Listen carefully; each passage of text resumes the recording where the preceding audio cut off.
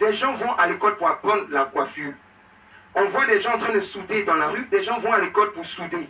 Et je vous informe qu'il y a des métiers comme le mécano-soudeur. Un mécano-soudeur, il peut avoir le salaire de millions. Pendant que vous avez étudié avec le doctorat, vous n'êtes même pas payé à ce prix. On a trop pendant longtemps considéré comme travail celui qui est dans un bureau. On voit trop en son métier celui qui est dans un salon de coiffure. Quelqu'un fait un travail de livraison. C'est pas un saut métier, madame. Livraison, il y a une grosse entreprise ici que je ne vais pas citer.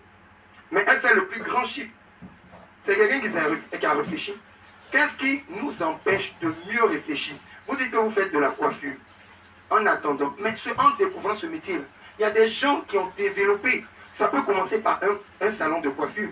Si vous le faites bien, vous en faites 2, vous en faites 3. À un moment donné, vous-même, vous devenez formatrice. C'est que dans la vision des Ivoiriens, on ne se donne pas des plans de carrière. On le fait par désespoir, par dépit, en attendant que quelqu'un vienne nous prendre. Mais monsieur qui va venir vous prendre, peut-être qu'il vous donne 200 000. Mais vous-même, en faisant votre travail, vous pourrez avoir plus que ces 200 000. Donc pourquoi ne pas réfléchir autrement? Donc chercher du travail implique aussi qu'on puisse se remettre en cause et tenter de se reconvertir. On envie les blancs, excusez-moi, ce n'est pas du racisme, on envie les blancs, mais dans les programmes de formation ou d'emploi, on parle de la reconversion professionnelle. Tu es allé à l'école, tu as fini avec ton diplôme. Et j'ai entendu quelqu'un dans le public ici, dit, je ne sais plus lui, ou sa sœur, dire que non, il a venu avec son master, il est retourné à l'agriculture. J'ai eu très mal de vous entendre le dire. Vous buvez du vin, mais le vin, là, c'est le travail de l'agriculture.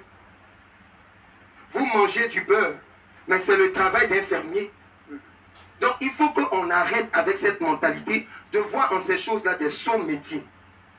Tout travail qui vous procure des moyens de subsistance est bienvenu. Si vous voulez le faire en attendant, vous pouvez le faire en attendant. Mais ne dites pas que je n'ai pas de travail. Et si vous y êtes, vous pouvez développer davantage de compétences qui vont faire que ce pourquoi vous avez étudié là même ne vous aidera qu'à être.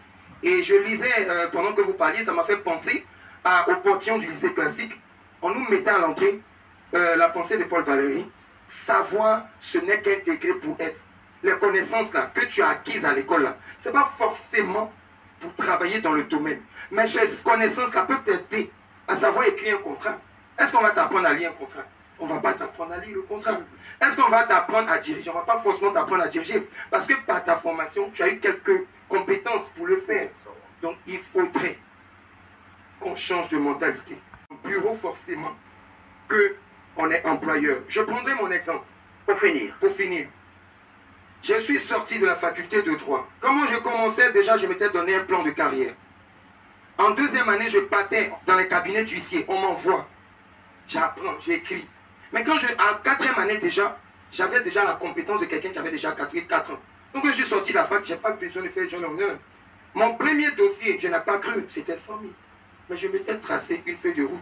Aujourd'hui, j'ai fondé mon académie. Ça s'appelle Jean-Louis Lobé Académie. Les connaissances que j'ai acquises dans le monde juridique, huissier, notaire, un cabinet d'avocat, je les ai transformées pour faire une école qui forme et qui donne du travail. Et croyez-moi, aujourd'hui, la plupart des gens dans l'immobilier en Côte d'Ivoire viennent recruter chez moi. Mais pourquoi ils viennent recruter? Parce que ces jeunes qui finissent à la fac de droit, je leur donne des compétences déjà assez pratiques pour affronter le monde du travail. Soyons prêts à transformer.